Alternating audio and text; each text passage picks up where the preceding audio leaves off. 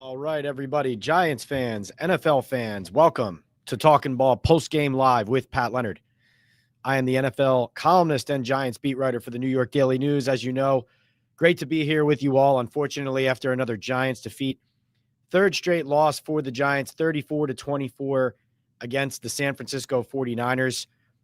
The headline of this game, many of them, the headline of this game, though, the difference between this game and some of the recent losses starts with how many San Francisco 49ers fans were in the stands at MetLife Stadium. I had a fan send me a message during the game sitting in the 100 level, said, "Are we in San Francisco? I am surrounded by Niners fans." Jackson Dart was asked after the game, and he did not ignore what he felt and saw during the game. He said, "That was interesting. I've never played at a home game where I felt like it was kind of lopsided in that department, but they have a good fan base and they traveled well." Of course, the real headline is what the team wasn't able to do on the field. You could point at a lot of different directions.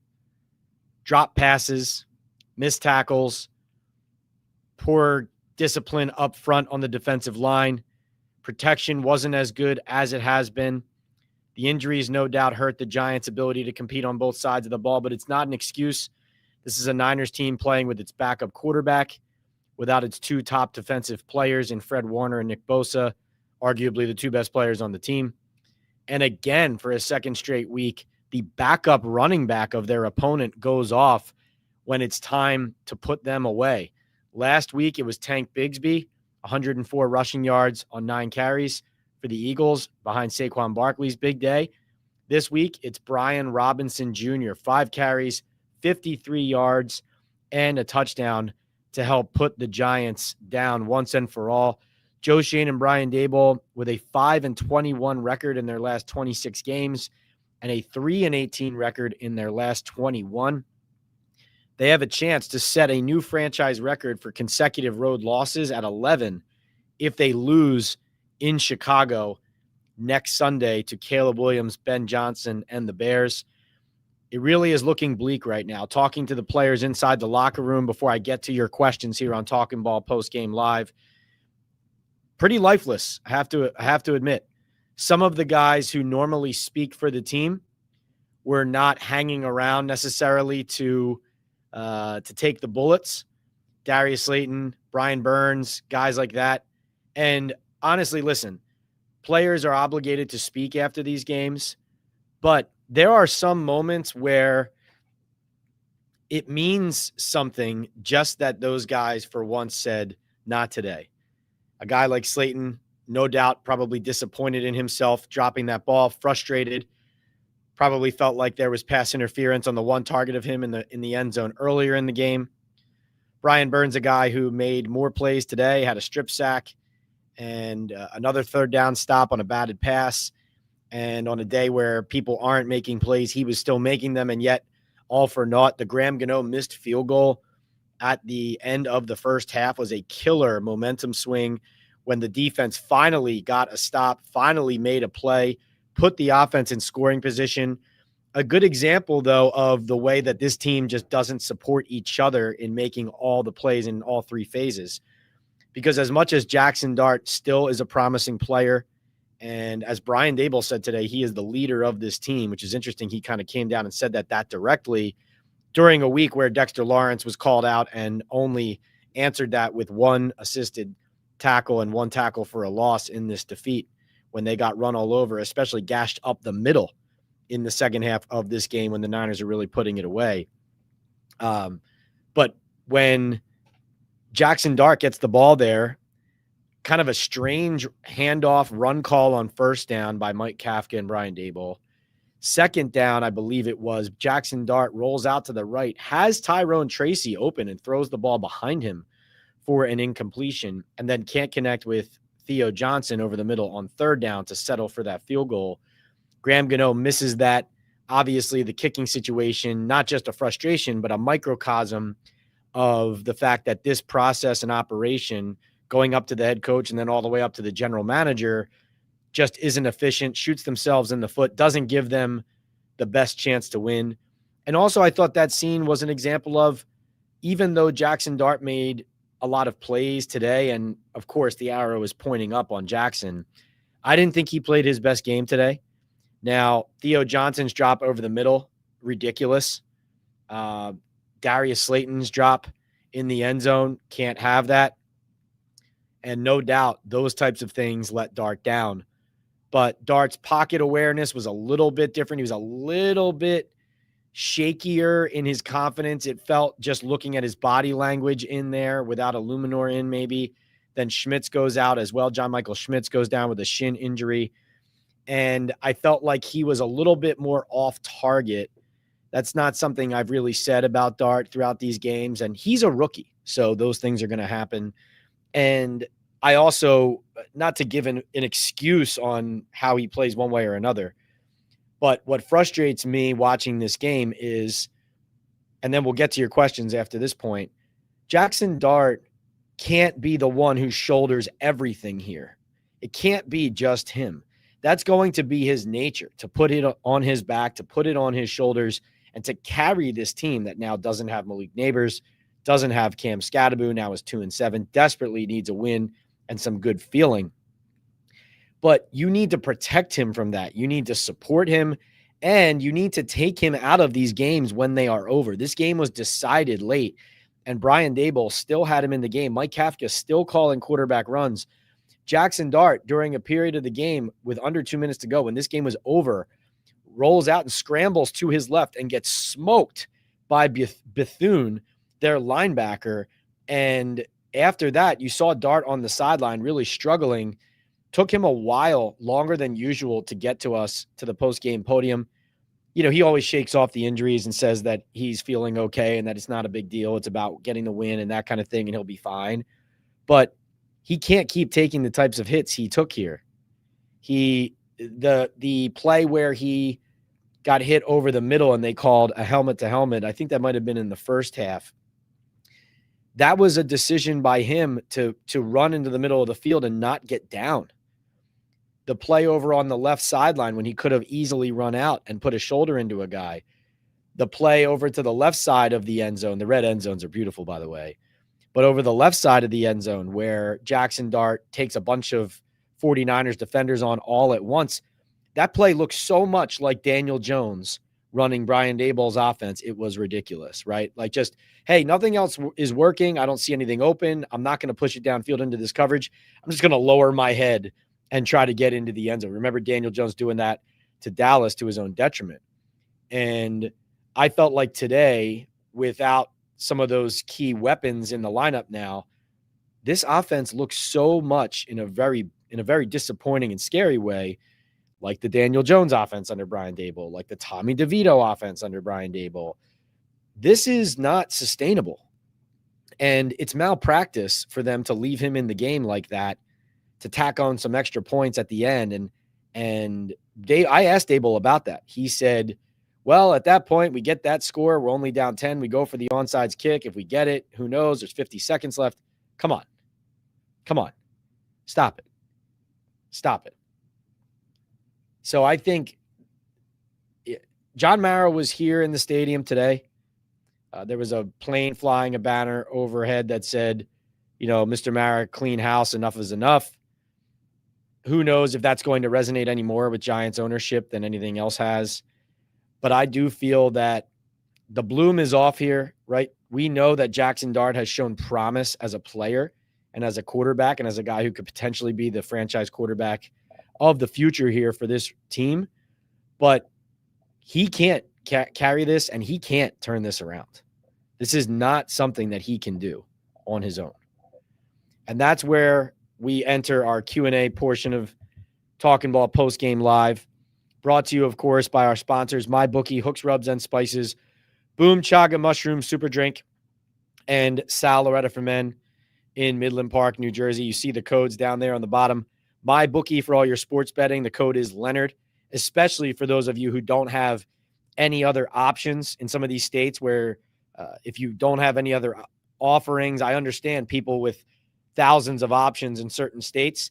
You're going to go with maybe what you're already comfortable with or what one of your buddies is using, whatever it is. But MyBookie, you can use this wherever you are. We have plenty of people who subscribe to our channel here on Talking Ball with Pat Leonard here on Postgame Live, here on the YouTube channel, PL and NFL. Plenty of you, I know, I can see it from around the country, internationally.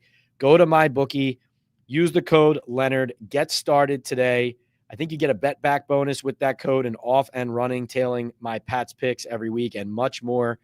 Hooks, Rubs, and Spices is the place where, whether you're tailgating, home gating, whatever it is, all natural, Texas barbecue flavor, rubs, spices, whatever food you are putting on the grill. Brisket's my favorite. There's a rub, there's a spice, there's now the pepper sauce, the hot sauce that our good friend Jared has on the site. It's hooksrub.com. Go there, use the code TalkinBall, and get in on the action today with Hooks, Rubs, and Spices. Huge supporter over the years, not even just as a sponsor of our channel, but also just participating, super chats, and showing the love here and helping bring more diehard Giants and NFL fans to our channel. Boom Chaga Mushroom Super Drink. You all know mushroom extract loaded with anti-inflammatory, immune-boosting antioxidants and heart-healthy compounds.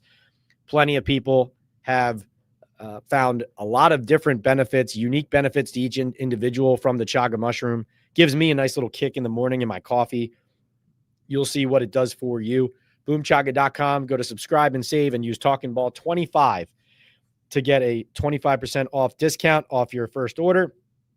And Salaretta for Men. Listen, if you like how I look during those player, and today it was the Giants-49ers arrivals. If you like how I look, if you like that tailoring, if you like the fashion, you like the swag, go to Salaretta for Men in Midland Park, New Jersey, Bergen County, and tell them that Pat Leonard sent you. All right, we got a lot of super chats in the queue. This sets a great example as Jacob tells us right off the bat, smack that like and sub button for the best reporter in the business. So hit those like buttons while we are live. That helps engagement, brings more people to us, to this conversation. And also the subscribe button so you don't miss the latest episodes and content and live chats here on the channel. Again, it's PL on NFL on YouTube. You can find me everywhere on social media, PL on NFL, as well as P Leonard NYDN on X or Twitter, whatever you want to call it. Last but not least, the Talking Ball merch store is up and running. The link is on my YouTube bio. Go get some Talking Ball merch today. But Jacob tells everybody, hit the like button, hit the sub button, and the other thing is purchase a super chat or super sticker, and your comment or question will rise to the top of the queue during this chat. So if you want something answered and you want to support us, support our sponsors, number one, but two, those super chats are the way to get in on the conversation immediately. And we start with NY2PA. It says, Pat, did you ask Daboll, was he crying? Yes, I did. So what happened was I was standing at the back of the room. Daboll always enters through the back of the room. And when he came in, his eyes were very watery. I was standing right there looking at him as he passed me. And when he got up to the podium, they were still watery. He kind of blinked a couple times. And then during his first or second answer, he even wiped away some of what I thought were tears coming out of his eyes. And he had taken a longer time than usual to get in to the post-game press conference room. He also mentioned later that he had talked to Jackson in essentially the locker room, the trainer's room before coming in here. And he looked like somebody who had just shown a lot of emotion in the locker room. That's just what he looked like. So I gave him the opportunity to answer that. I actually thought he was showing it and not hiding it because he didn't mind talking about it, right? So that was just my observation. He said he had not been crying. I asked him if it was allergies because in the past, there have been times where he looked like he was crying and he said he has really bad allergies. So that's why I asked that. Like I wasn't kidding. When he said no, I was confused and surprised. So that was my follow-up. But yeah, that was my thought process there. And I still think I was right. Hunter says, who do you think will be getting out of this shit show and end up on a contender this week? That's a good question, Hunter, because on the one hand, Evan Neal, Jalen Hyatt, Deonte Banks, guys like that are players that ideally, from a Giants standpoint, it's not going to work out short or long term, so you might as well get something for them. On the other hand, how much are you really getting for these types of players? I don't think the Giants will get anything meaningful for those players. I do think Jalen Hyatt being used on kickoff, obviously Deonte Banks playing full-time on defense then means that they turn to somebody else in that role next to Gunnar Olszewski. But I view that the same way I view Elijah Chapman playing fullback in the preseason. It's like a way for the Giants to help him audition in another way for other teams, show that maybe he has additional value or some value, and try to put their best foot forward for these players and people like that as assets going into the deadline. So those are the names based on their positions. I don't see why teams would take a chance on Banks based on how he has played and performed and, tackled and played against the run and demonstrated his ability to face adversity and handle adversity and that kind of thing. You could be looking at the way that he played capably under Wink Martindale and say, well, if we get him out of, as you said, this shit show and we give him better coaching and better surroundings and better leadership, it'll look differently on our team than somebody else's. And granted, Evan Neal, offensive line, Deonte Banks, corner, Jalen Hyatt, receiver. Like, these are positions that are premium or important and valued positions by teams who need to add something. But I would say those lead the way. Kayvon Thibodeau and Dexter Lawrence gave them both opportunities to say whether or not they want to be traded or they want out or they want to play somewhere else. I asked Dexter Lawrence if he has any desire to play anywhere else. He said, I do not, or I don't. And Kayvon Thibodeau said, I want to be here. And his answer was basically more about, hey, we have an opportunity to turn this around. Let's go to Chicago. Let's try to, get this looking better, all that kind of stuff. So neither player took the opportunity to say, I don't want to play here anymore, or I want out, or anything like that. It definitely felt, though, to go back to the point that NY2 made as well, asking me about, was Brian Daboll crying? And that was my question post-game. I think post-game might have been tense in the Giants locker room. No one told me that. There was a weird feeling in the locker room after the game. It was dead, but guys were, Burns is always there speaking for the team. He wasn't. It's just some guys like Banks avoiding interviews, Darius Slayton really frustrated and clearly tired of the drops and losses and everything like that. Something wasn't right after the game today.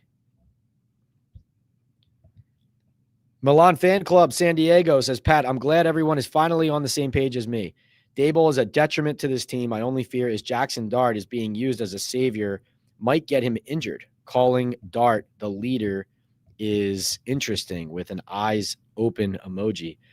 That was interesting, Milan. I thought that was very direct by Daboll. The context of that, let's make sure we clarify it for everybody to understand what we're talking about here. I know a lot of you were probably listening to or watching his postgame, but Daboll was asked first if he would consider a change in defensive play calling. He said, none of us did a good job. Starts with me. We'll continue to work at it. Somebody said, you mentioned before about Jackson. You said it should frustrate and he should be upset by that. And he clearly shows that. Daboll said, yeah. And the person said, are you seeing that across the board with your team? So Daboll said, yeah, Jackson is the leader of our football team. I know he's a rookie, and that's a hard thing to do as a rookie. And the way he competes, people need to feed off of that.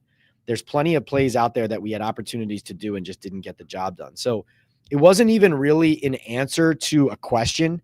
It was something that Daboll wanted to say and just made a point of saying when he felt like he had the opportunity in the press conference. Always interesting. This is something that coaches tend to do every now and then. They pick a spot and they have something to say. And sometimes the question gets asked for them to say it. And sometimes they just say, you know what? I'm just going to fit it in here because I want to say this. I think, this is my opinion. This is just my opinion. Okay. I think that the Dexter Lawrence challenge issued by Carl Banks came with a blessing from the coaching staff that was trying to light a fire under Dexter Lawrence and wasn't able to. And I believe Daboll, now doubling down on Jackson is the leader of this team, is him feeling like he's not getting enough out of the rest of his team, but he thinks Jackson is setting the right example that he wants everybody to follow. And now he is continuing to doubled down on that idea. That's my opinion. NY2 says Dart needs to protect himself, and also the team and coach need to protect him, no doubt. Milan says Dart is getting sacked 3.16 times per game. That is high. Yes, and again, taking big hits too. That I know that extending plays is often when he makes his best plays. So it's hard to tell a guy, sometimes do it because that was great, but actually don't do it this time, right? It's not fair to athletes to do that to them. You always want to give them the opportunity to have some freedom in their thinking and their play style. You want them to play fast, but plays like him extending that play and then not having a feel for the rush coming from behind him and hitting him square in the back and he doesn't drop the ball somehow. Those plays, the run up the middle where they get bailed out with a helmet-to-helmet call, but he essentially just ran into a blistering hit from a linebacker in the middle of the field. I've mentioned this before, but he had that nice scramble when the flag was down, and frankly, I thought he had Wan'Dale Robinson open downfield for a touchdown. He didn't see him. And then he runs to the left side, gets like an 18-yard gain, could have easily run out of bounds, takes somebody on out there and takes another hit. And then late, Bethune just lit him up on that play. And honestly, it could have been worse. He could have gotten knocked out on that play, the way that he was running before he threw the touchdown to Gunner. Formula Red says, don't know what more ownership needs to see. Everyone knew last year this staff was cooked last year. How does ownership not see what we are seeing? Frankly, Formula Red, I think it's relationship built. I think it's a bunch of people sitting in a room all telling each other what they want to hear. I believe that, frankly, at the moment, I still think that Daboll is the one who will be out and Joe Schoen is going to stay as of right now. That's what I think. I think it's lunacy. I think it's ludicrous. I think it's insanity. But that's how I see this playing out, is coaching staff gets blown out of here. Joe Schoen stays. I don't know what coaches are going to be lining up to join that general manager and that version of the Giants, let's say. But that is where I think it stands right now. So that's where I see it at the moment. And to your point about ownership not seeing, I do think that ownership understands what Daboll is. I think they were last year. It was so ugly coming out of the 3-14 season, as far as the collaborative pairing of Joe Schoen and Brian Daboll that they always talk about. They sit there on the dais together, and it's like the optics of it's us in it together. And that goes all the way back to throwing shade at Joe Judge and Dave Gettleman for not being that way. And that was the talking point in the narrative of why everything was going to be better with these guys, blaming Joe Judge and Dave Gettleman for not collaborating, when anybody who knows anything knows that Gettleman was impossible to work with to function at a high level in an NFL organization. But that's another story. But last year, after going 3-14, it became very clear to Daboll that it had gone very quickly from collaborative to, I'm going to be the one to walk the plank only, right? Seeing the writing on the wall that the general manager and the certain members of the organization maybe saw it a different way, that it wasn't Joe Schoen and Brian Daboll. It was Joe Schoen here, Brian Daboll there. Let's evaluate you separately. And John Mara had said prior to this season that it wasn't necessarily a package deal. But once the conversations and the autopsy happened of last season, that was why the Schoen-Daboll relationship chilled coming out of last year, and why they were essentially functioning as separate entities for a large part of the offseason there, in the early offseason, is because it became clear that there were battle lines drawn. Now, Daboll, in some corners, people could say Daboll is the one who may have bailed them out by steering Shane's scouting process away from Shedeur Sanders to Jackson Dart. Shane also liked Dart, but Daboll was the driving force behind really stamping that and putting his foot down and saying, like, this is the guy. as you heard Joe Schoen say on camera in front of John Mara in the draft room, he's your guy. You show belief, right? And putting it on Brian Daboll. So I got into this because you asked, how does ownership not see what we are seeing? Ownership knew coming out of last season that Daboll wasn't doing a good job as a coach. And Joe Schoen, just like all Giants general managers of the past and general managers in general in the NFL, tied and tethered much closer to the owners and the ownership box, during games. Think of it literally. The optics often are the coach down on the sideline, right, boots on the ground, and the general manager up there either sitting next to the owner or in a box next to the owners with his binoculars up there in the owner's ear, right? And the Giants are not unique in that way, but that often plays out in where accountability lies first when push comes to shove as well. So in this sense, I believe that Joe Schoen has more ears than Brian Daboll does when it comes to trying to convince people internally of why the things he's doing or has done are right or would look better with a different coaching staff. When Brian Daboll's best case, because this is just the fact when you're the coach, even helping to draft, select, and add Jackson Dart to the mix, your only argument really as a coach, it's not the backroom conversations and the propaganda and the public relations that Joe Schoen engages in consistently to paint a different picture for ownership when they're sitting together, for the national media to spread out everywhere. Brian Daboll engages in that too, but his best argument is what happens on the field. And what's happening on the field, everybody can see, is so far from satisfactory, it's not even funny. So I hope that's an answer, even though it's a long-winded one. Cruzan26 says our first pick next year needs to be a wide receiver. Slayton is awful. Thomas and Slayton are not reliable, and our offense seems so predictable. Yeah, how about Wan'Dale Robinson today was back to running those. Hey, Wan'Dale, can you take 5 steps down the field, catch the ball, turn, and get walloped by a linebacker for a 3-yard gain? Thanks. Like, that's just, again, that's the Daniel Jones, the Tommy DeVito. That's the Brian Daboll offense with whatever quarterback you want to throw in there, Russell Wilson, whatever it is. And yes, I like Darius Slayton a lot, but that contract not looking good right now.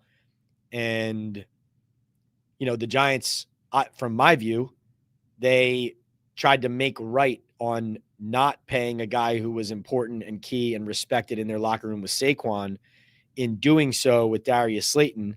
But listen, they should have just given out the contract the first year, right, to the running back. Deb says, love this show, Pat. Thank you, Deb. Wondering how long you have been covering the Giants. Your gut feeling, do you see them cleaning house this year? Deb, I've been covering the Giants since 2016. So my first season was Ben McAdoo's first year, the playoff year, the boat trip, Josh Brown. I mean, I was thrown into the fire. And at the time, this is actually an interesting backstory. And I see all the super chats rolling in. You guys are awesome. Thank you so much for your support. We'll get to all of those and to as many questions in the queue as we can as we roll on here on Talking Ball Postgame Live with Pat Leonard from MetLife Stadium after the Giants' 34-24 loss to the San Francisco 49ers. The backstory, Deb, is in 2016, I was at the Daily News, but I was essentially a beat columnist. And what I mean by that is, in our construct, my editor did not want us writing or did not want me writing news stories as much as an analysis piece every day. And he wanted me to be strong with my voice and be opinionated.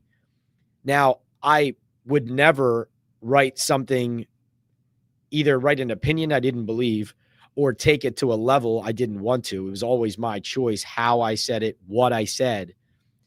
But it put me in an interesting position where when the Josh Brown scandal occurred, I was writing columns right out of the gate, being fresh and new to the whole ecosystem of the Giants, about how John Mara and the Giants had lost their way, lost their, moral compass, so to speak, and had made key errors in managing that situation, along with the normal stuff that comes with covering a team. So at that time, Odell Beckham Jr., ups and downs, a rookie head coach, a roster with plenty of veterans, some playing great, some disgruntled, some young players learning their way, Eli Apple, etc. And so when I entered the beat, I entered it essentially with a bang, with force, because of what my role was and because of how I do my job as well. And so I entered the Giants space in an interesting, unique, and let's say strong way. And so it just so happened that even though the team had some success that year, they were really rolling into and deeper down a dark road that would become a decade, essentially, of losing football, lost football, and the organization spiraling and losing its way when it comes to who they hire, who they enable, how they run the show, and how many voices and cooks are in the kitchen. And so that's one part of the story I've never really told. So I think that's an interesting thing to remember when it comes to, now I've been plenty fair to the Giants, balanced coverage over the years. I think anybody who thinks I haven't should go read my sit-down story with John Mara. I believe it was 2018 or 19. I think it was 18 when Pat Shurmur came on. That was a great story to do. I'm still grateful to John to this day for letting me sit down in his office with him and interview him. And through the years, I think your hope is always that things are going to come together and look the way that the Giants and that a good football team looks, so that then the fan base gets on board, the team goes on several playoff runs, people get paid, right? Players get paid, people's names go in the rafters. I get to write books, right? And it just hasn't worked out that way. So this is where we find ourselves. But hopefully one day it'll turn around. Maybe Jackson Dart will be the guy who will do it. But in my opinion, I think in a lot of people's opinion now, I would say the majority's opinion at this point, they need to do it with a different coach. And in my opinion, they need to do it with a different GM too. Debate can stop now, says Dave P. Simply put, this is the team that this staff and front office is capable of delivering, and it can't continue. It's time. Dave, thanks for your support, and thanks for your concise and accurate assessment. I couldn't agree more. Do ownership need to move on from Shane and Daboll, says NY2. And Deb, in fairness to you, Deb, you did ask me that. My gut feeling, do I see them cleaning house this year? At the moment, I think Daboll out, Shane stays. Maybe that change. That's what I think at the moment. These last two seasons have been the worst football, says Joey B. I've seen in my 43 years on this earth fitting that this was a legacy game, because our legacy is garbage right now. Everyone needs to be fired. Joey B, I feel your pain. I feel it. I feel it coming out of those words that you typed in our comment section there. Boomer Sooner 90 has two back-to-back. What are the chances Mara keeps this front office? I think they are high. I believe Shane is close with key members of this organization and has enough of the right people convinced in here that he continues to be the right person for the job. I don't understand how that could be. I believe that the Giants are just lost in being able to evaluate people, professionals, what they need to be. They've completely lost their standard as an organization. And so I don't have any faith in them. I have faith in ownership right now to do the right thing. And I think that's part of the reason why that will happen. There are many possible wide receivers that are not stars that would upgrade our receiver room, Boomer Sooner says. Shouldn't be as hard as Shane makes it look. No doubt. And the receiver situation, the kicker situation, each of these positions that we talk about, right? We're not just talking about the specific player. We're also talking about these as microcosms of why the Giants fail themselves. It could be management of a drive. It could be a player's missed tackle or dropped pass or inaccurate throw. But sometimes it's, why is this player in this position? We know that he's not going to get this done. He has shown in the past he is not going to make this play, right? That's where it goes extremely frustrating. Andre Price says Ryan Poles got to choose a coach and got extended. Is that an indication that Shane will be back? I believe that's another example of an organization that hasn't been very well run over recent years, an older school organization similar to the Giants, an organization that has the same kind of history that I was describing the Giants have, which is generally they try to stick with the general manager and they cycle through coaches and scapegoat coaches left and right. And so that wouldn't surprise me, and I think that can be expected as well.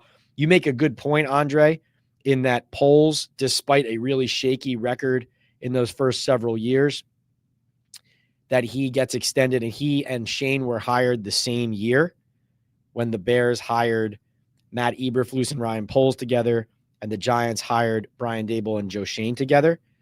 So you could be talking about Shane,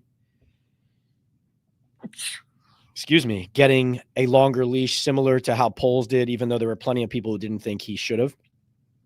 I will say one key difference between those two, however, is that despite a lot of Poles' draft picks missing, he did swing that trade to acquire the number one pick to get Caleb Williams. He traded out of a top spot prior to that, the year before, gets a ton of assets in return, and then ends up landing the number one overall pick and getting Caleb Williams, right? So I think in large part, Ryan Poles saved his job by swinging what at the time you could say, hey, this feels like it's going to be a really good trade, but in hindsight was even better. And so I think it's not apples to apples for sure. Poles had that trade where Shane doesn't have that feather in his cap. If you want to call Jackson Dart as the draft pick his version of that, you can go ahead and do that. But Poles definitely bailed himself out by trading out of a spot, getting tons of assets one year, and then it turns out he ends up landing the number one pick the next year and landing a quarterback that then buys him some time. Let me check his record too, because so through the first 3 seasons, Poles was 15 and 36. So 15 and 36 after 3 years. And Joe Shane, let's see. So Poles was 15 and 36 after 3 years. And Joe Shane was 18,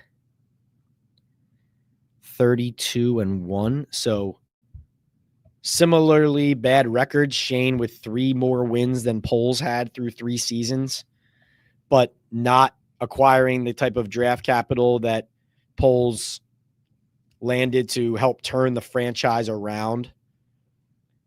Unusual and not common that the marriage of a head coach who gets brought into a climate where the general manager is a holdover and the coach is new, and it's like a forced marriage situation, right? Like we saw with Dave Gettleman and Pat Shurmur coming in, and then Joe Judge gets hired in underneath Dave Gettleman, and that forced marriage, and that doesn't work. And the Bears went through, I believe, several cycles of doing that to themselves, right? Like teams do this all the time where they fire the general manager, they keep the head coach, and they hire a GM to marry to their existing coach. And then that power dynamic doesn't work. So then they fire the coach and they bring in a new head coach to bring to the incumbent general manager. And that falls apart because those guys aren't aligned. The idea of alignment is important. It is significant. So I think it's dangerous to keep one and fire the other when it comes to Joe Schoen, Brian Daboll, and just assume that you can bring just anybody in, marry those two together, and off we go. And I just think that also you have to look at who do you land, who do you add if you're only firing the coach or you're firing both. Like you look at the Chicago Bears, I think the reason for optimism right now is not just that big Poles trade that he executed. It's also the fact that they landed the hottest head coaching candidate out there for the previous 2 seasons, and also an offensive mind in Ben Johnson. Does that person exist for the Giants and for Joe Schoen to say, once we fire Daboll, hire this new coach, he's clearly going to make this general manager look better? As long as family members are in the front office, we are doomed, says Chris Byers. Some of those people are the people I'm referring to when I say that Joe Schoen, I think, has some strong ties in here that could protect him. Boomer Sooner 90 says, I can't imagine many other GMs like working with Schoen. He seems, from my view, as a guy who is very sure of himself despite never having success. Yes, he has rubbed a lot of people the wrong way in the league, in the agency world, in player representation during his time here. There really just is no leg to stand on when it comes to why you would retain him, other than the people inside the Giants building who say that their opinion matters more. Milan Fan Club San Diego says 2-7 for a third straight year. Here's what needs to happen. Fire Daboll today. Begin the new head coach search. Sit Dart down. Start Russ and Jameis for the rest of the season. Evaluate what the team has. Get ahead of the transition. By the way, on Jameis Winston, a veteran like that, I mean,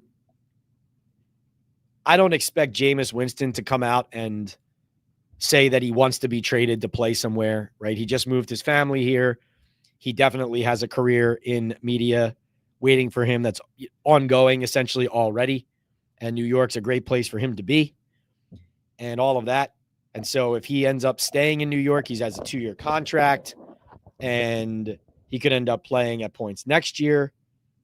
A lot of different scenarios for him that work out if he stays a Giant. Interested me to see that Minnesota reportedly is looking to add a backup quarterback. That could be an interesting place for him to spend the second half of this season. But I wouldn't expect Jameis Winston to lobby for something like that. I think it would either happen or it wouldn't.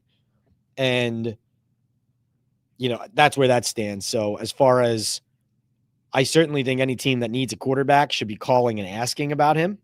I would. But if you're the Giants, do you want to let him out? And just as I said, Thibodeau, Lawrence, these guys, even if something could happen around the bend, no one is stepping out of line and saying that they want out of here. But Milan, I think you're absolutely right. Here, frankly, I think his firing, the head coach's firing, blowing everybody out of here, I think it's overdue. So if it happened after a game like this, I have no problem with that at all. One thing I want to add, and I'm not calling Jackson Dart out here for this, and I'm not putting words in his mouth. I'm just going to read to you his answer when he was asked about Daboll. Thought this was interesting. Let me give you the headline. He was asked about Brian Daboll's job security, and in his answer, he did not say, I want Brian Daboll and only Brian Daboll here, and I don't want that to happen, and we have a special thing going and all of that. Here's what he said. Here's the question and answer. The question was, it seems like you and Brian have a very unique relationship. As these losses pile up, stability for his job is going to get significant, and the chances of change are going to increase. Do you feel that pressure to turn this around and turn it around quickly because of what could change if the losses keep coming? Dart said, quote, I understand the question, but I am going to give you the answer that I truly feel. I can only control what I can control, and I don't want to look at things that way. I don't want to get too far ahead of myself in any regard. I want to just live in the moment that I have. I want to take advantage of the opportunities that I have. As a team, we should be thinking that same way. We have a chance to win every game that we have on our schedule. That's how I feel. So we've got to find a way as players, the guys who are out there on the field, to make enough plays to win the game. And that's kind of how I view things. The coaches, they call plays, but a play can technically work against any defense or any coverage or whatever it is. The same thing goes on the defensive side. As players, we've got to be better. They are not the ones out there on the field. We are. Us as a team need to be better that way. So certainly his primary answer and point there was, whatever you want to say about blaming a coach, it's on us as players to make the plays. Blame us whether the plays get made or don't. And that was certainly his primary point there. But I just thought it was interesting that he was asked about the coach's job security, and he did not in that answer say, we can't lose Brian. We can't do that. And now, again, I am not saying that. I'm not putting words in Jackson's mouth saying that he was calling for Brian Daboll to be fired. I'm just saying I think Jackson is smart enough to see that this situation has other ways of existing, and that ultimately, listen, he knows coming out of a game like this and a stretch like this, that as much as he can put the ball in the end zone sometimes and compete and is always, as he said, confident we can win any game on our schedule, that this is an extremely difficult ask for him or anybody. So I just think he's being realistic, but I just thought that was noteworthy. I did not hear in the answer, we all believe in Brian Daboll. We all believe in the head coach. Like, we're not going anywhere. He's not going anywhere. We're going to fight for him, right? But again, not saying Jackson Dart said anything. I just thought it was noteworthy. That's all. Boomer Sooner 90 says, hear me out. Bill O'Brien, similar to the Coughlin hire, he turned Penn State and Houston around. I bet training camps will be better and game prep. They would be better and tougher. Strong New England ties there, though. I would say the Giants probably are done with the Belichick stuff and trying to run it back and, get the, let's say, the best version of the Bill Belichick Patriots and the next branch of the Bill Parcells tree in here. But who knows? Lots of super chats tonight. Love you guys for supporting the channel, for being here. I know that I have taken a step back over the weekdays at times recently. To be honest, just juggling a lot and haven't been able to bring you the same level of content week in and week out. I'm talking about Mondays and Thursday nights that I'm used to bringing. But it's because behind the scenes, I'm building, I'm growing, trying to bring you guys the best version of what I can, which is guest episodes, merch, lives with special guests that turn these into not just conversations between me and you in the chat section, but bring people here live that you can engage with. We've had plenty of great guests, right? Jared from Hooks, Rubs, and Spices was here recently. Authentic was a terrific guest last season. Rick Hoffman, the absolute legend and awesome actor and diehard Giants fan. That was a fantastic episode. A lot of special guests. Joey B. Comedy came in, and Joey B. was an extremely, unsurprisingly, knowledgeable fan. Somebody who has seen the ups and downs, lived them, eats, sleeps, and breathes Giants football.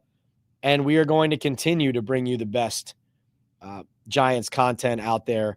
And I thank you all for sticking with me and for being here for these Talking Ball post-game lives, because there really is nothing like this. I come out of the locker room and I give you guys my blunt, honest assessment, positive, critical, whatever it is, of the team that you see on the field. All right, I'm going to start skipping through the regular chats. Again, if you want a comment or question definitely answered during this chat, please purchase a super chat or super sticker, and that will elevate to the top of the queue. All right. Jacob says, do you think they will reconsider trading Thibodeau? Everyone looks horrible. Diana Rossini reported that the Giants have told teams in the past that it would take a first-round pick. That's obviously not going to happen. I view that as Joe Schoen trying to get a second-round pick the way that he acquired one from the Seahawks when he traded Leonard Williams. I don't think that's realistic in that sense. And I think that the Giants believe that they are a better team than they actually are. So I still don't think they're trading a player like Thibodeau. But, that's nothing is impossible when it comes to a situation like that where there's no contract extension yet. There's no contract extension talks in that vein yet. You've got the franchise tag as a possibility after the 5th-year option. And also, when you added Abdul Carter, the idea wasn't just you're adding another pass rusher. It's also you want that stable of pass rushers. That's what the Giants like about this. And really the only strength of their team at the moment is the depth of their pass rushers, even though they haven't gotten home as much as they would like as a group. So I think trading a player like Thibodeau at this moment, when the coach and the GM are on the hot seat, is not something that they would prioritize, given that they're 2-7 and on the verge of a total collapse. K-Mac says Joe Shane must go and he can take his head coach with him. Barb says fire everyone, including the trainers. No one can stay on the field. Theo and Slayton stink. Neither can catch. We let Dulcich walk and he's catching passes. Fire Shane, Kafka, and Bowen. Hook says, what's up, Pat and chat? Tough one today. We have to fire the head coach and defensive coordinator at this point. Theo and Dexter need to be benched. Like the only players it seemed like we're trying today were Dart, Singletary, Gunner, and Hyatt on special teams. Maybe Wandale, I guess. It's tough to watch. Losing has become a part of the Giants' way, says Chris M. Another super chat into the queue. We have Jonathan Pride says, downhill.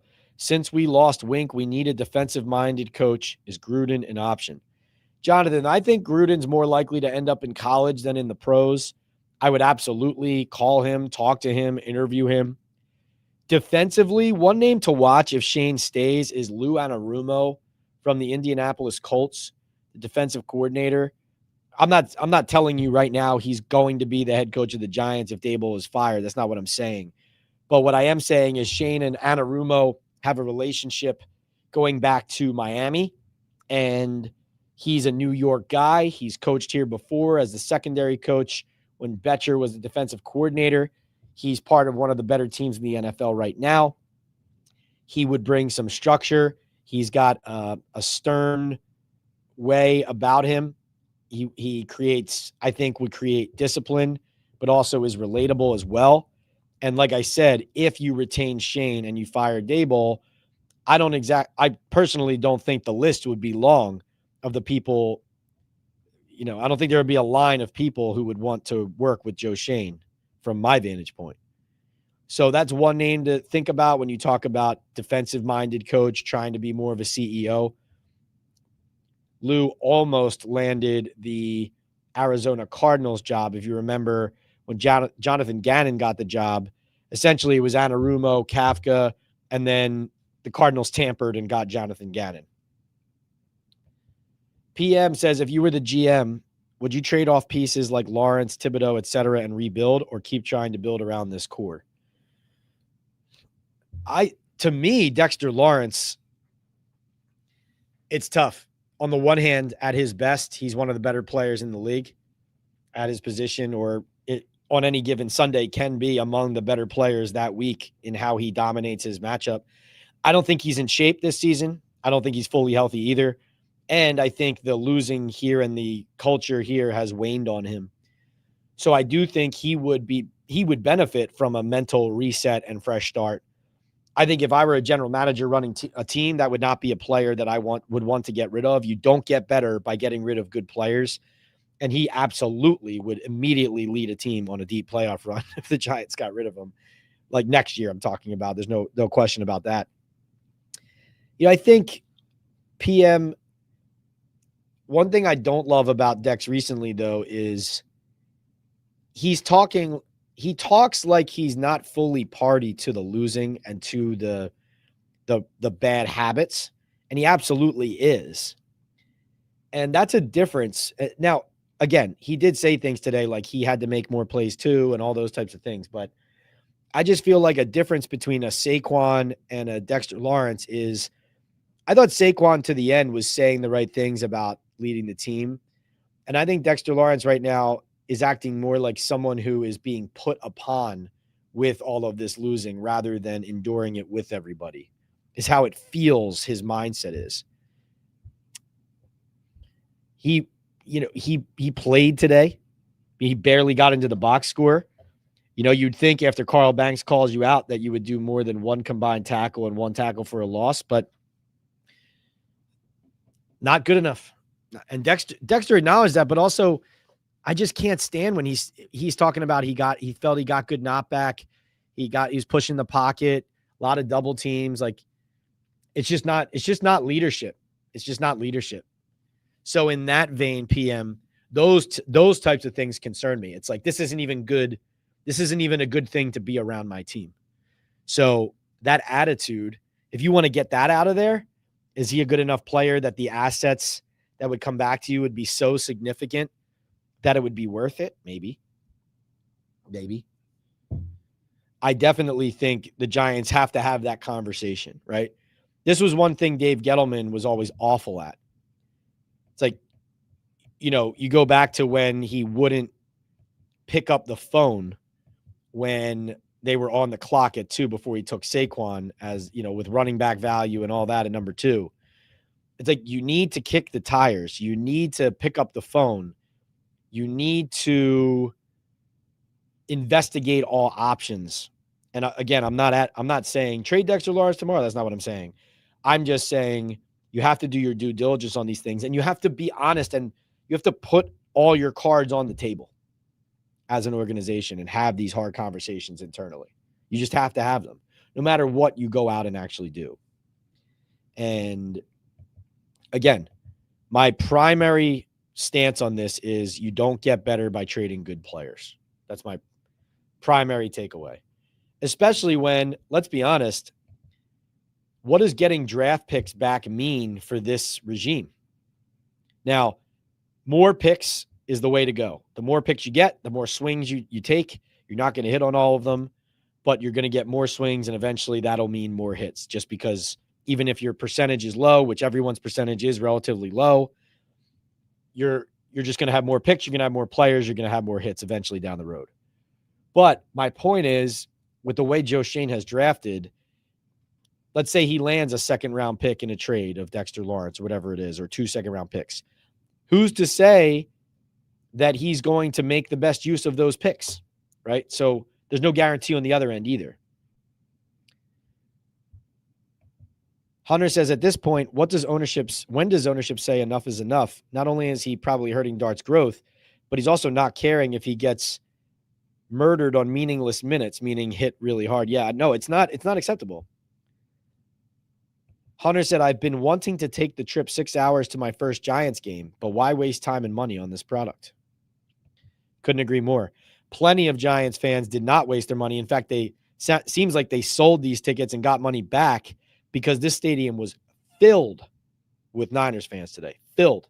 And let me just explain this. There were defense chants, like defense, defense, for Robert Saleh's Niners defense today, several times. There were loud CMC chants for Christian McCaffrey. The Giants also got booed by their fans at halftime going into the locker room. Insane. Another super chat in the queue. Appreciate you guys. Boomer Sooner says, seems like the Maras are content losing.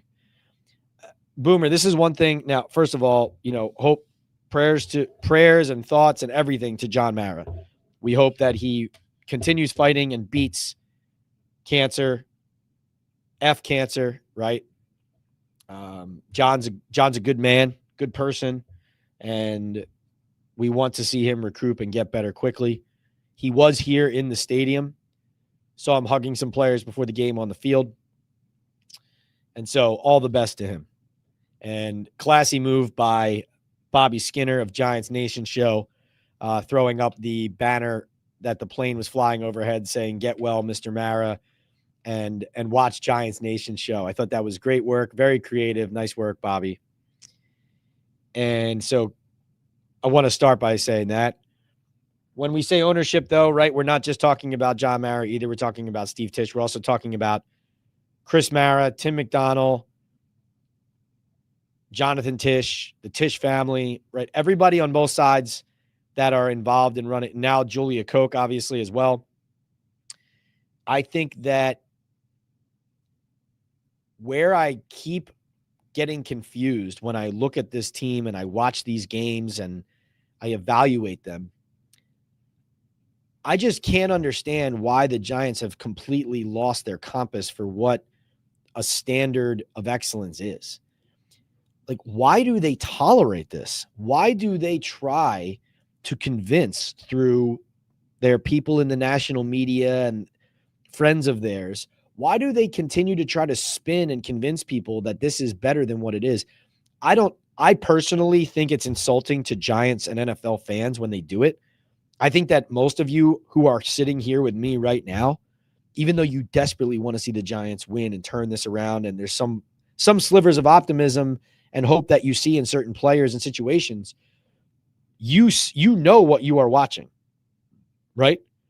Like, excuse my terminology, but if I were you, I'd be saying, don't piss on me and tell me it's raining. And that is what the narrative spin and propaganda is, I think, to Giants fans. It's, no, that's not what you saw. No, you're wrong about that. Things are good, and here's why. When your eyes and your ears and your expertise and your passion and your knowledge of this team's history and the standard of what the Giants are supposed to be all tells you something else. And I mean, if you notice, and I did not do a talking ball live during the week this week after the Dre Patterson, Dexter Lawrence fiasco in response to Carl Banks. But let me just say this. The fact that Dre Patterson, the Giants defensive line coach, responded the way he did, called out public relations as, hey, I had them look up some stats for me to prove my point. Even though he said he respects Carl Banks so much, did not show any respect to his opinion, said that it was no different, no greater, carried no more weight than any reporters or other outsiders out there. This is who Joe Schoen and Brian Daboll's Giants are. They are more concerned with winning the public argument and having better optics than they are with actually fixing the problems and taking accountability. And I thought that's what was most interesting and telling about Lawrence's response, calling Banks delusional, but also Patterson's response in how he addressed that. Him making it about himself, saying, I'm one of 32, meaning one of 32 D-line coaches in the league, and Carl Banks is not. As I wrote in the Daily News, no, you're 32 of 32. 5.7 yards per carry allowed by the Giants coming into this game.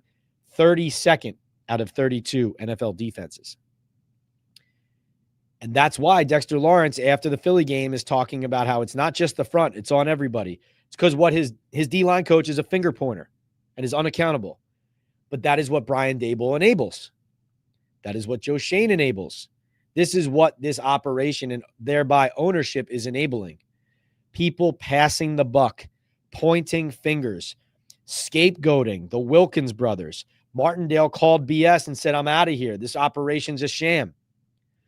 Mike Trier and Jerome Henderson get scapegoated last year as the D-line coach is blaming bad run defense on the secondary, and the coach backs it up. What are we doing? But they're telling on themselves. And this is when I say the standard, it's not just about you guys tolerate so much losing. It's also tolerating this toxic behavior, this toxic environment. How about this? When Dolphins GM Chris Greer got fired this week, okay, he was the general manager of the Miami Dolphins for 9 full seasons and part of a 10th. He had a 4.90 regular season winning percentage. He was 77-80, so just below 500 in the regular season. And he had a 5.17 winning percentage in division in the AFC East, 30-27.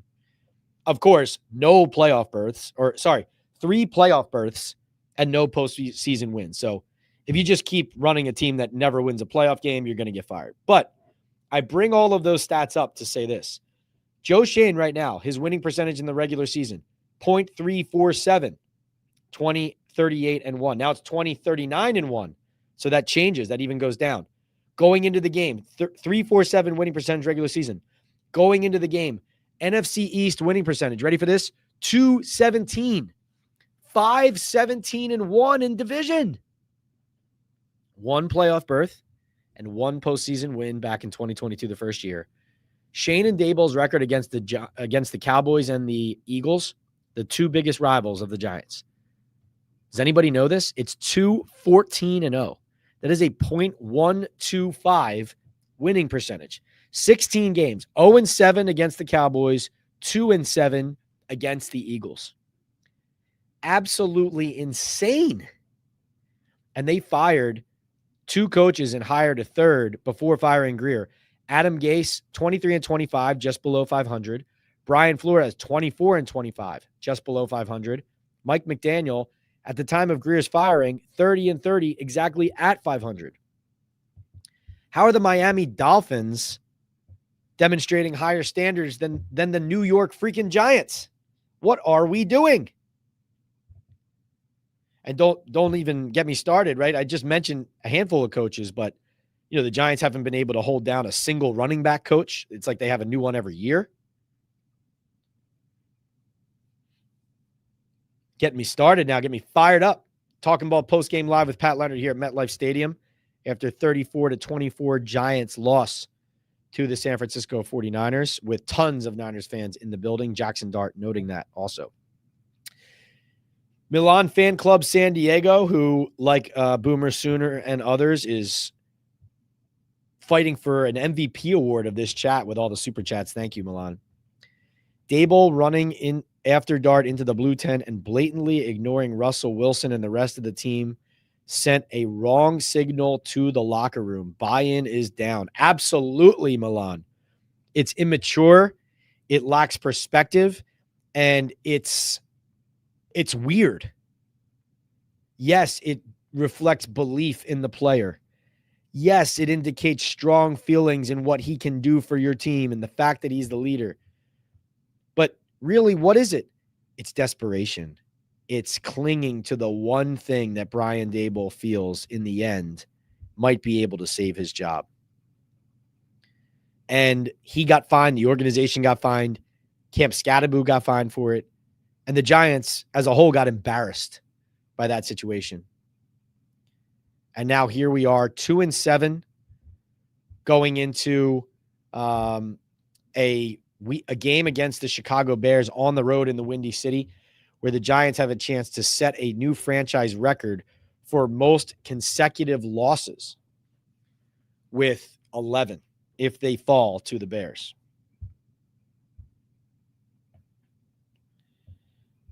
All right, let's see. Let's get back into the queue here. Thank you so much for the super chats. Oh, Boomer Sooner again checking in with the super chat says, if that's the case, Hard Knocks series must give the ownership nightmares. Worst hit to the optics of the franchise ever. Yeah, Hard Knocks was brutal on them. They got the in-season Hard Knocks coming. Definitely have seen the propaganda machine start churning on the general manager and scout front. So we'll see if that continues. Peterstown says, Pat, keep up the great work. When is it enough? How many losses will it take to clean house? Why isn't Tisch anywhere to be heard? It's become comical again watching Daboll rant on the side. I know. It feels like an absence of leadership all around. Feels like an absence of leadership all around. Just got a text from an interesting, well, I probably shouldn't say this out loud here. Someone I trust, someone whose opinion I value on the Giants in the NFL texted me, it's time to pull the plug on this shit show.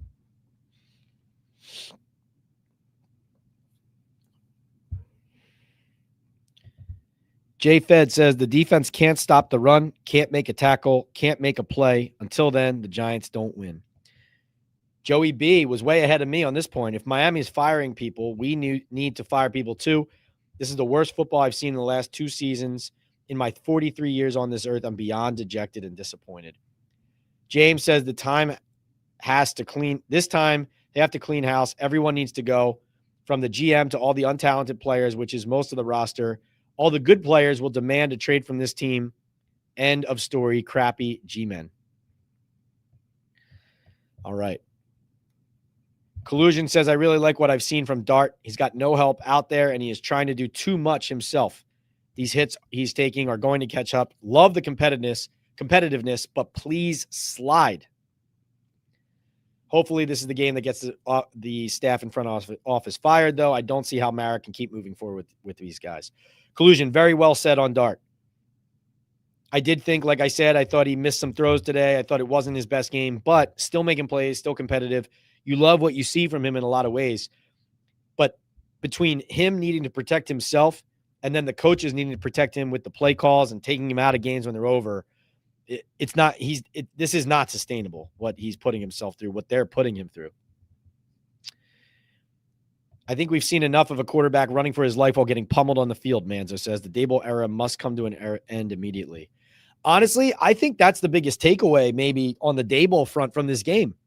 Leaving Dart in the game as he just gets tattooed all over the field again with the game over. By the way, how about Daboll kicking the field goal to make it 20-10 with 6 minutes or so left in the third quarter? I thought that was an insane decision. Insane. HAR says one receiver not going to fix the Giants' issues. Extremely disappointing. This organization, including Mr. Mara, with all due respect, should be fired. Someone needs to be fired, says Biff. Jim says, Pat, disappointing but not unexpected. We're a 4-13 team now, so it appears Carl Banks was right about Dexter, but our linebackers can't stop the run and they can't cover either. Thoughts?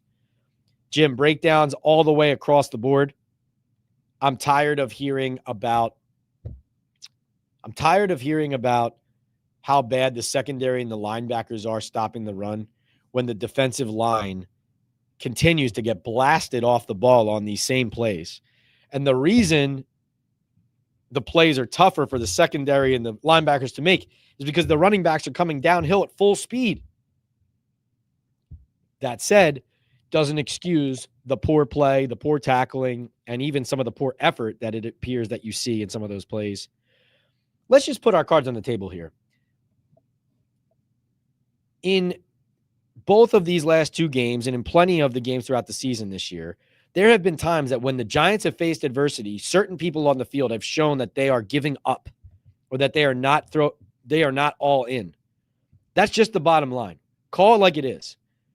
That is what ownership is tolerating here. It's losing. It's guys folding when they face adversity. There's not enough leadership. There's not enough culture. And it's because this organization cares more about creating a headline through a friend in the national media about how things are better than it appears, rather than taking accountability and fixing what is wrong. Boomer Sooner 90 says Mara would be okay with Gruden after the email stuff, ? Mara has been a notorious mouthpiece for the league. Can't see him going against Goodell like that. I agree with you, Boomer. I don't think that I think for the reasons you just outlined. That's why I also said I believe that he would end up in college in the end, because I believe that with his litigation ongoing against the NFL, it's more likely for him to land in college while that goes on, as he tries to get a result there. John says, if Dart gets injured because of some stupid design QB run when the team is getting blown out, does Daboll get fired the next day? Well, I thought this day could be that day based on how Dart looked, how long it took for him to get to the podium, all that. He said he was relatively okay. I had to go back over Daboll's answer about that. He was asked about Dart, and he said, let's see, he looked pretty beat up after the game. You'd have to ask Jackson. I just saw him coming in. He said he's good. Not good, though. He's a competitor. So when you get these results, it should frustrate you. It should have you, for lack of better terms, not happy. So I guess he meant good on the health front, but not good in the mental front because he's frustrated. I asked him about why not take him out. He said it was 34-24. We had 3 timeouts left, went for the onside. If we would have held them there, get the ball back with, say, 50 seconds. So we are going to try to play till the end. That's what we're going to do. So again, just like the Denver thing with throwing the ball on that third down, it's like, yeah, but there's another element to this. How about this guy's health? Right? Like in Denver, it was, yeah, but what about the clock? Like the clock is an actual thing that exists in football. Frankly, John, that's kind of what I was getting at earlier. And I know you asked this question earlier, and I'm getting to it now in the queue. But that is what I was just talking about there too, is this game had a lot of the marks of, hey, let's just run the quarterback out and get him blasted there. And, so be it. If he gets hurt, he gets hurt. It's like, this is how many times are we going to see this?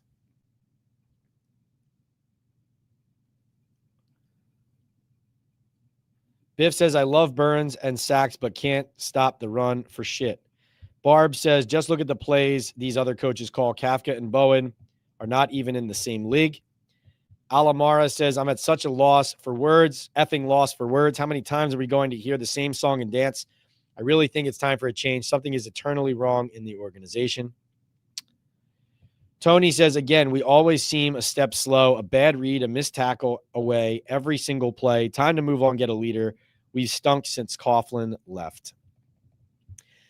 As people were speculating early how long it was going to take for me to start the chat, John said, Pat's got to do his interviews and daily news report first. That's what pays the bills. Yes, John, thank you for saying that. And guess what? If this starts paying the bills, I can be here quicker, right? But that's why I sincerely appreciate your guys' super chats, super stickers, and support of our sponsors, because that gets us on the way there. But also today was a little interesting because I was tracking for 5:30 today. I think we got started around 5:50 or so. I was tracking for 5:30. Everything was fine, but it took Dart forever to do his post-game interview. It even took Daboll a while compared to what it usually does to do his post-game interview. H5000 says, what is going on with this defense? We need a new linebacking core, shutdown corner, and trade Thibodeau. You're not giving him a long-term deal. H-Town says, health and wealth to all. David says they need someone like Dan Campbell, a real player motivator. Joe says, Pat, you said on the Gary Myers show on FAN this was going to be a one-possession game. The Giants were blown out. The offense did nothing after the first series. The garbage time TDs mean nothing. I agree with you, Joe. And I thought it was going to be a one-possession game because, frankly, the 49ers are not very good. They are very banged up. Like the Giants were dealing with a lot of injuries today, but the 49ers didn't have their starting quarterback. They didn't have their top wide receiver. They didn't have their top 2 wide receivers. They didn't have their 2 best players, arguably, Fred Warner and Nick Bosa, who are both done for the year. But what I thought was going to happen is that both teams were going to be able to generate some offense, and I didn't have any faith in either defense. So I just figured I was right that a lot of points were going to be scored. I thought the Giants offense, even though I don't love the operation, I thought Dart's legs would help them more than they did today. I thought Robert Saleh's rush 4 coverage in the back was going to give Dart enough running lanes to escape and get mobile, use those scrambles, kind of like he did at the end of the game. I thought that was going to be available throughout. But Saleh's defense played lights out, I thought. I thought they were really good with their rush lanes. I think what you've seen now, too, is teams understand what the Giants are trying to do and what Dart's going to do to beat you, and they're taking it away. And the Giants don't have an answer. And again, that's why it now looks like the Tommy DeVito, Daniel Jones offense again. Milan Fan Club San Diego says, could the NFL use the Giants job as a sweet deal to lessen the impact of Gruden's lawsuit? The league could demand it from the Giants and protect the shield. Milan, I like your thinking. I would say anyone who would call that like a conspiracy theory that's completely out of the realm of possibility doesn't understand how the real world works. Backroom deals do happen, but no, that would surprise me.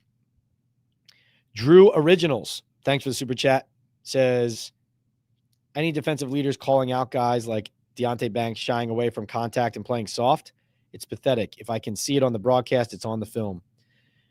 Drew, I was disappointed. No, that did not happen today. I mean, Dexter Lawrence said many times, we all have to make the plays that come to us. My view of that is him saying, if I get double teamed on a play, then whoever the guy's running at needs to make the play. If the play's coming at me on another play and it's my tackle to make, it's got to be me. Again, I don't love passing accountability like that. That's how I view that. I also view that as an implicit call out of people not all doing their jobs or their 111, whatever you want to call it. But no, Drew, I think it's tolerated now. And really, it's on the players to govern that. It's also, though, on the coaches to set the example and establish the culture and then expect that from their leaders. And I don't think those expectations are coming from the top down. And I think that's why these things are happening again. And I'll say this about that, and thank you for asking this question, because it brings me to a point that should be raised in the context of Dexter Lawrence. Last season, Dexter Lawrence really struggled with exactly what you're talking about, Drew. He was apoplectic, like losing his cool over seeing things like Deonte Banks quitting on the field. And again, even though Dex had 9 sacks last year, he wasn't playing his best at a lot of key times, but he was losing his cool, unable to handle his keep his composure in that Pittsburgh game. There's another game here on the sidelines. I think it might have been the one after that, the next home game after the Steelers game, where he was kind of closing his eyes and taking deep breaths on the sideline so that he didn't erupt and get too frustrated and explode like he did in the Pittsburgh game on the sidelines against the Steelers. And I think my view of it, after Dexter receded and didn't talk to us after the season, after his dislocated elbow, even though he was here in the area, he just didn't talk on breakup day, even though he went out to dinner with the D-line that night. And then we didn't really see him much for the offseason. And he didn't practice much in the offseason coming off the elbow and all that. I think that last year he went through it, and this year he is stepping away from trying to speak on behalf of players not doing their job, in his view, like Banks. So then that's kind of an abdication of leadership, in my opinion. That's the context. K-Mac, they did not fire Joe Shane yet, but as I've said before, they already should have. H-Town says, after the Dallas loss, everyone should have been fired. The organization lost all of its cojones. They are soft as pudding, baby food, puppy chow in a league full of dogs. The black cloud continues to hover over. What a comment. Puppy chow. Giants soft as puppy chow. Didn't have that on my bingo card. I like that, H-Town. H-Town could be a beat writer. GCN says, Pat, did Dexter play in the game or was he injured? I understand why you're asking that, because his statistics were so few and far between. Let's give you Dexter Lawrence's stat line. 1 combined tackle, 1 tackle for a loss. And then in fairness to Dexter, let me give you his pass rush stats. Dexter Lawrence, 22 pass rushes, no sacks, 1 pressure, 12 double teams. Burns and Thibodeau each had 2 pressures. No one else had more than 1. Burns and Rakeem Nunez-Roches each had a sack. That was it. Let's see some other stats that might jump out here. Missed tackles. Bobby Okereke credited with 3. This is all next-gen stats. Thibodeau with 2. Burns with 2. And then a bunch of guys with 1 apiece.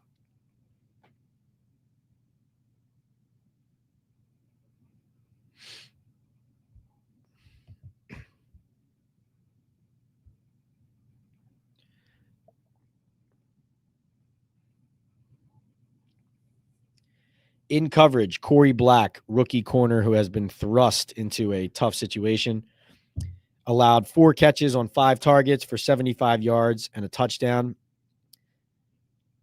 Deonte Banks allowed 4 catches on 4 targets for 58 yards.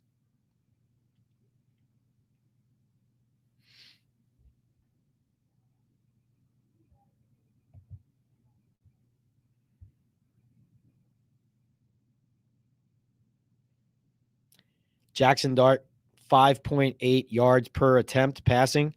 Mac Jones, 9.8 yards per attempt passing. Wow. 4 yards more than Jackson Dart per pass attempt for Jackson Dart.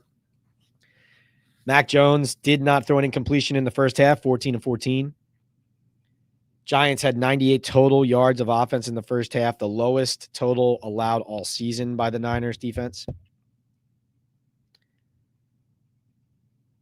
David says if the GM and coach are not fired this year, the Giants as an organization are gone. Francis Moran says Giants played well against the Niners, judging by the box score. No sign of a major breakdown. Why couldn't they score in the second?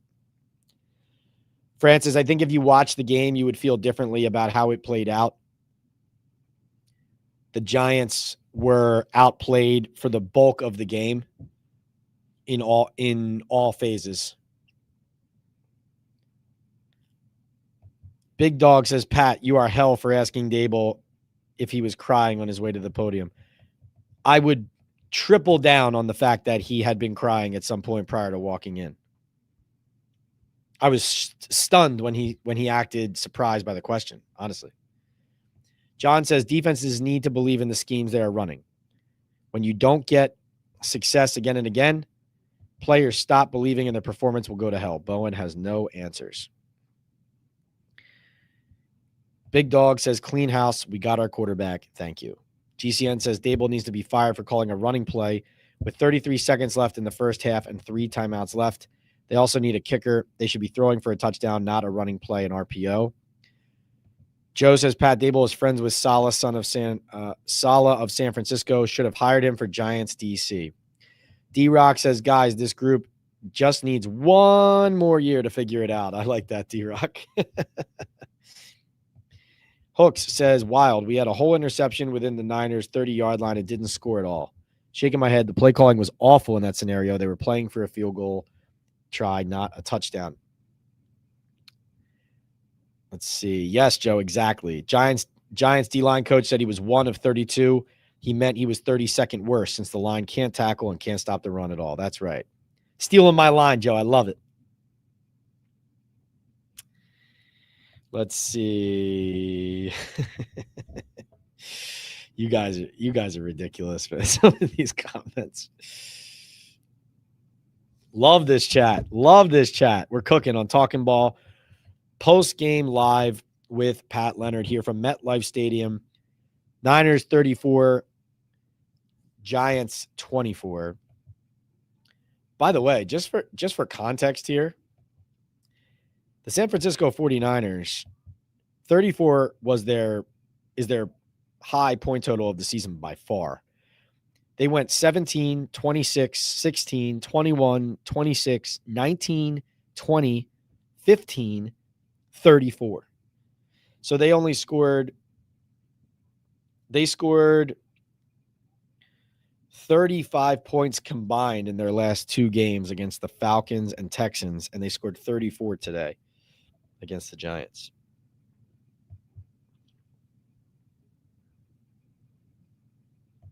GCN says the Colts have canceled Daniel Jones contract talks. Jones 3 interceptions and 2 fumbles today. Colts 6 turnovers. The Jones dream has ended. Well, it wasn't going to be perfect. You're going to lose the game, but yes, definitely hit a rough patch there. Daniel did for one day against Pittsburgh.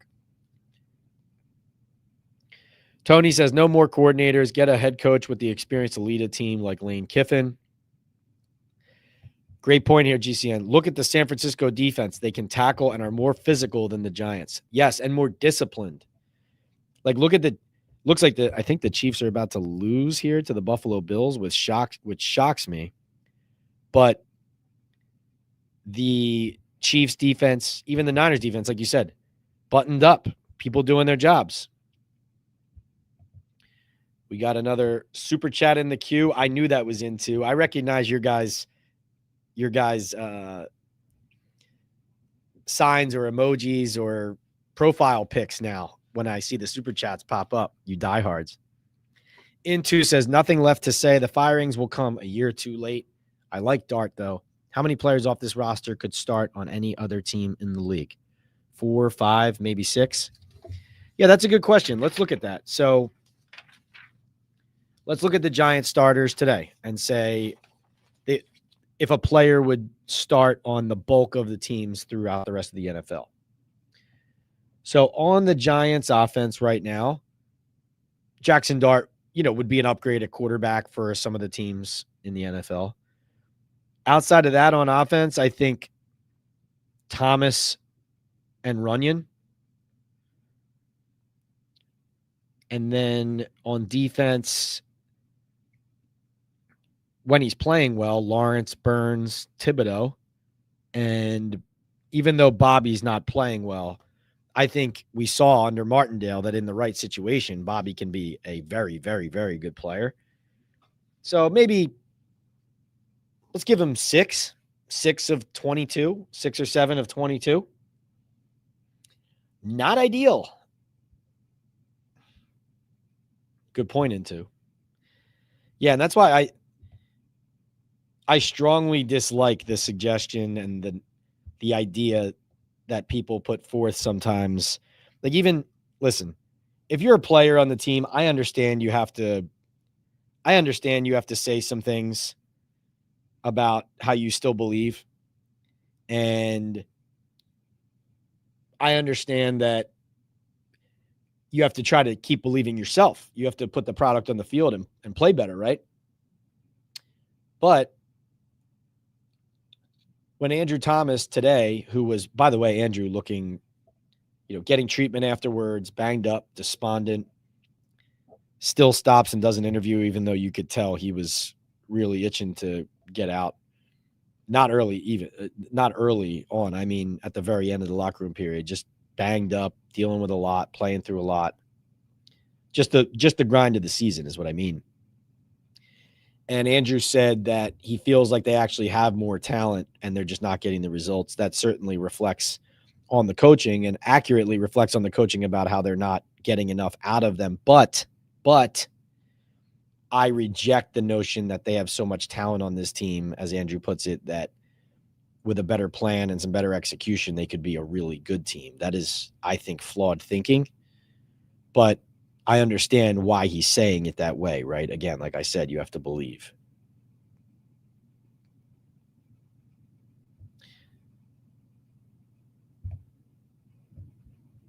Big time super chat dropped in the queue here. Dope Dez says, my bookie needs to make that a bet. Daboll or Joe? Right. Maybe the bet becomes just Daboll or both, right? Because you're not firing Joe and keeping Daboll. That's not happening. DGH says, like you said, the field goal was so wrong. Daboll's fingerprints are almost always on the loss. DGH, the thing about Daboll now and the Giants now is we're not second guessing these calls anymore. We are first guessing these things, right? The decision to kick the field goal there instead of going for it on 4th and goal from the 3. The decision to leave Jackson Dart in the game then. And then literally seconds after pointing out that it's unwise and that they're playing with fire, he gets tattooed into oblivion over the middle of the field, scrambling and trying to get extra yards in a game that's already over. These Daboll fingerprints you're talking about are identifiable and consistent.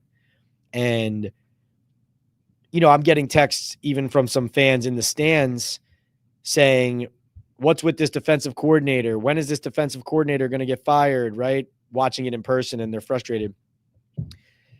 To be frustrated with a defensive coordinator for, let's say, a lack of effort and execution on the defense and not to blame the head coach for that is missing the way that teams and NFL works. Like, you can't blame a defensive coordinator for a corner being on the roster, being on the field, not trying hard enough, not tackling. And you can't blame that DC and not blame the head coach and the GM who added the player, enabled the player, and are tolerating that level of effort. They're the people who are in charge of cutting those people, benching those people, disciplining those people, coaching those people. And yes, you as the defensive coordinator or the offensive coordinator in that situation, if it's on the other side, you are also accountable 100%. But the suggestion that it's just a coordinator, like if you're watching the Giants now and you think that these issues don't go all the way up to the head coach and the general manager, you do not know football. I'm not talking about you, DGH, right? Obviously, you're talking about Daboll. But I'm saying the suggestion from people that if we just, this is fans talking, if we just fire the defensive coordinator and get Bowen out of here, like this will all look so much different and so much better. Why?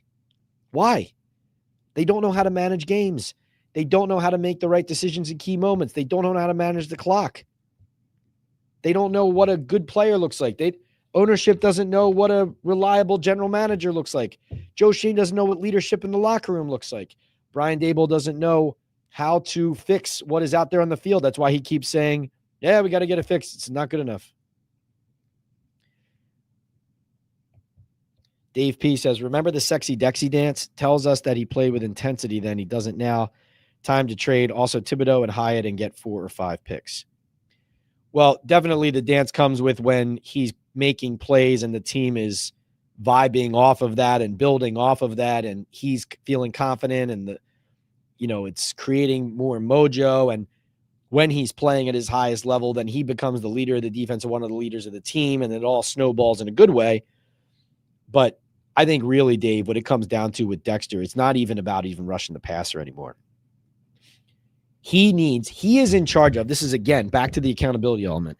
He and Andre Patterson and Shane Bowen and Brian Daboll and everybody else involved with the defense is, if I'm Dexter Lawrence, it's you guys keep running the ball on us. We are not going to tolerate that anymore. We will not stand for it, and stop it. That is where it starts. I know sometimes the runs are on the outside, but they were gapping up the Giants D-line today and running right up the gut, especially in the second half when they were putting them away. They were going right down their throats. And everybody wants to point to like the corner who didn't make the tackle. And that is a part of the play that deserves to be broken down and someone who's accountable too. But stop watching the secondary. What's going on, Bob? Half hour. Thank you. We're rolling here. We're rolling so long. We got security trying to kick us out. No, he's my guy. But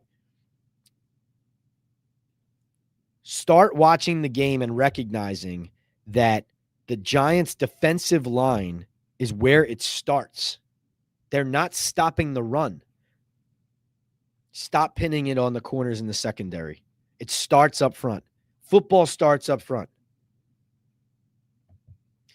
Boomer Sooner says, I can't wait to hear Shane say at the end of the year, I understand the question, then not answer the question. I'm sure he will take credit for Dart too. Yeah, that's probably a bye-week press conference coming, and good prediction there too.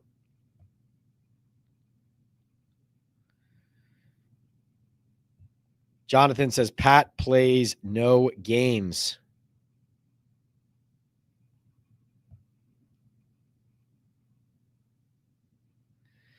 Let's see. Slayton should be frustrated with himself with all his drops, him and Theo. Whole game was dead, says Andre. Giants played an away game at home. Jay Farry says, you heard Kyle Shanahan saying nice things about us all week. He looked at us as meat.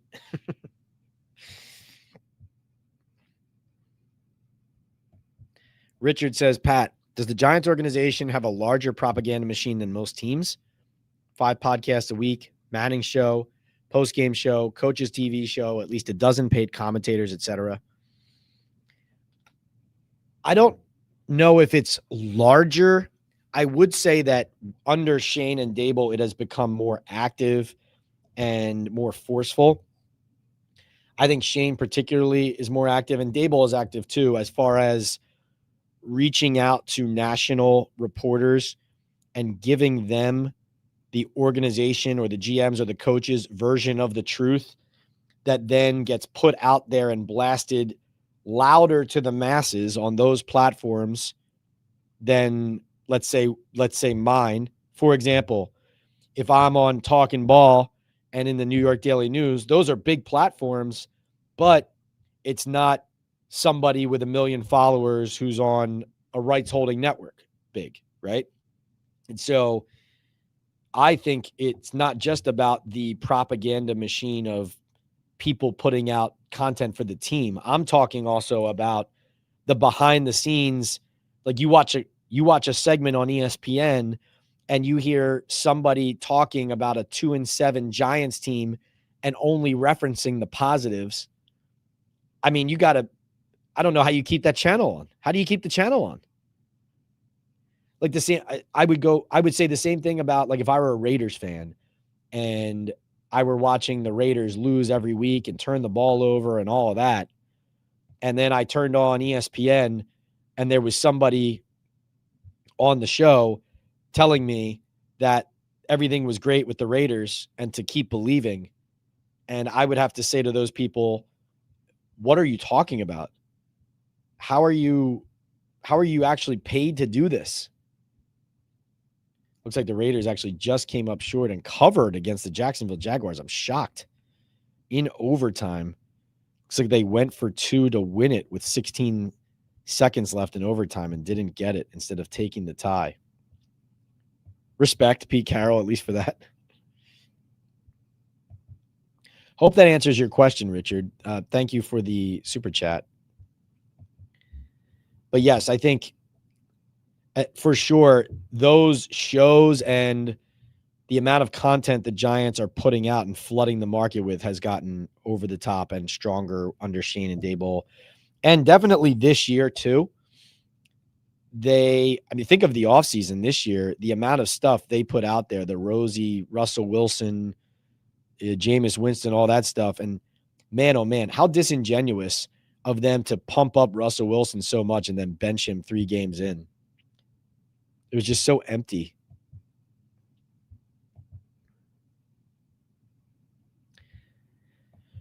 Chris, I think the job is attractive because of the quarterback. I'm just saying I don't think people are lining up to work with Joe Schoen. That's my take. But Jackson Dart definitely is somebody that will interest coaches.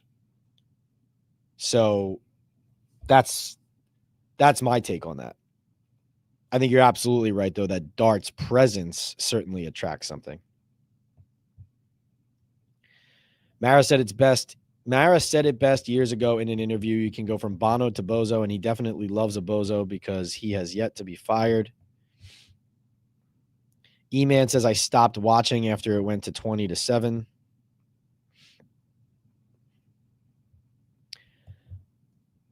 Jay, Dart still has the opportunity to be offensive rookie of the year. I don't think Abdul Carter does. Unless things change dramatically. David A says Lawrence is way overweight. Like I said, he's just not in the same game shape.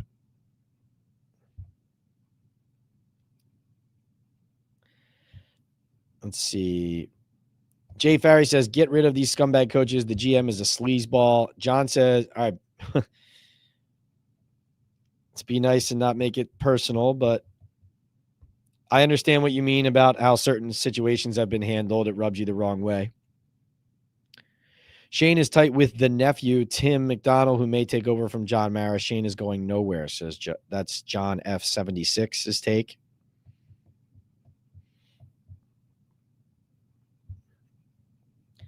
A look at the roster and first-round bust drafted by Shane should say it all, says Collusion. He's not a good GM. Daboll is not a good coach.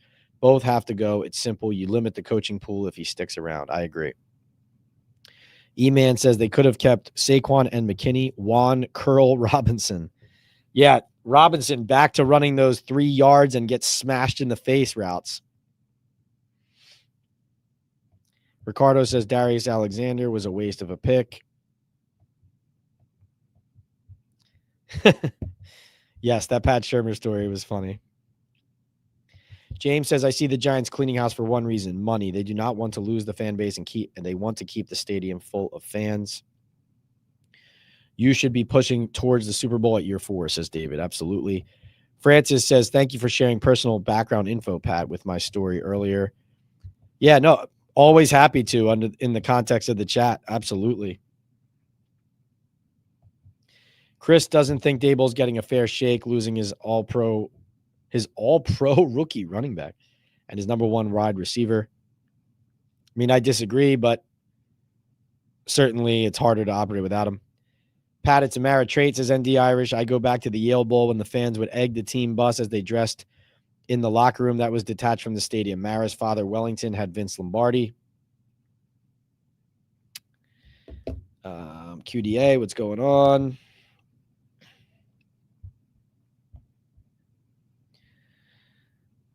All right. Josh Soul thinks that Jameis will lobby in the offseason to play somewhere else. He's too good of a teammate to request a trade during the season, but I know he will probably be seeking an out this offseason. His goal is to be a QB1.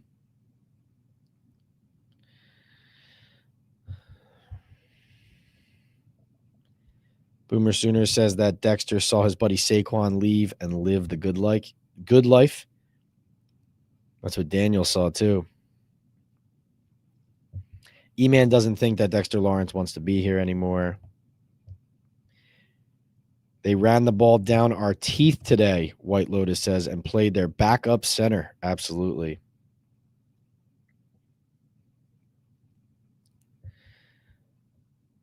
All right, guys. Time to get out of here shortly. Right, Leonard Williams, Seahawks, exactly. Reminder, if you want to drop another comment or question into the queue that you need answered before we get out of here, drop it now as a super chat and I will jump on it.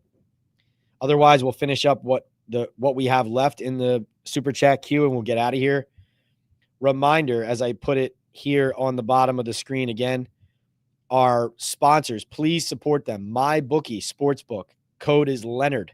Boom Chaga Mushroom Super Drink, boomchaga.com. It's Talkin' Ball 25. Hooks, Rubs, and Spices. The code is Talkin' Ball at hooksrub.com. We got the new pepper sauce in the house. Pepper sauce. Let's see. All right.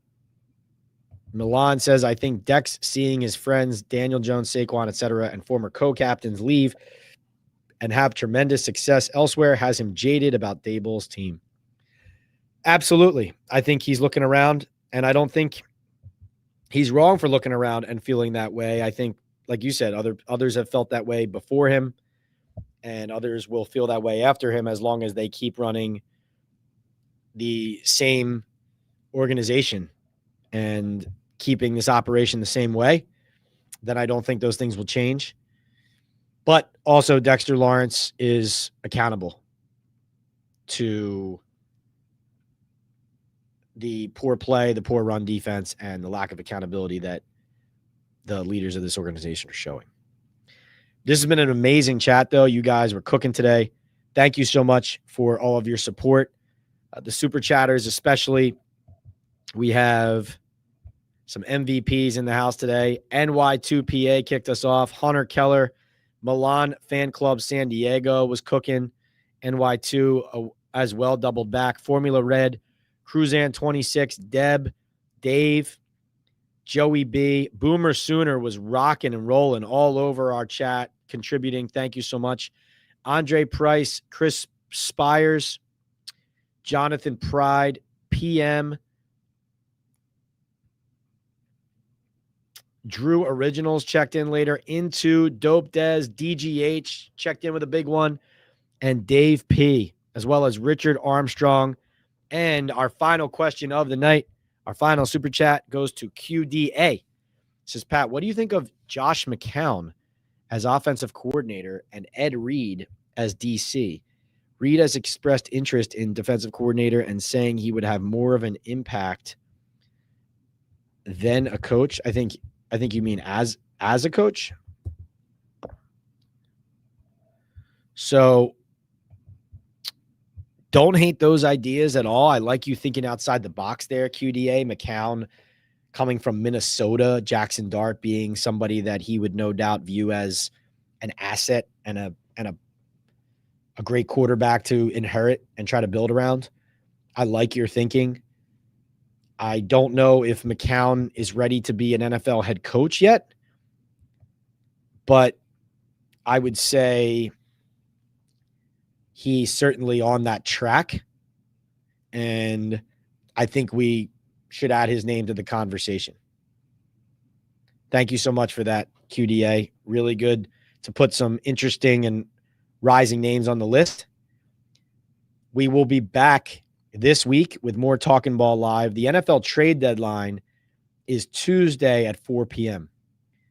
So maybe we will do a special trade deadline episode Tuesday night if the timing works for everybody. I'll keep you guys updated on my social media. You know where I am. PL on NFL is the handle. YouTube, TikTok, Instagram, Threads. On Twitter or X, we are P Leonard NYDN. We will be back this week with Talking Ball Live. Also going to be doing some other shows this week as well. Stay tuned. I'll be posting all of that around social media throughout the week. Really look forward to it. Thank you so much for all the support, especially the super chatters, everybody who checked in, stuck around, and hung in on this conversation. Ronnie Rivers gets us out of here with a $5 super chat. Says, as a head coach, you have to have a team of coaches that can develop players, and they just can't do it. Yes, this was a team, a roster. This was a leadership of an organization, a general manager and coach that showed you last year at 3-14 that it was time to move on. Giants organization didn't do it. Probably some financial motivations involved in that.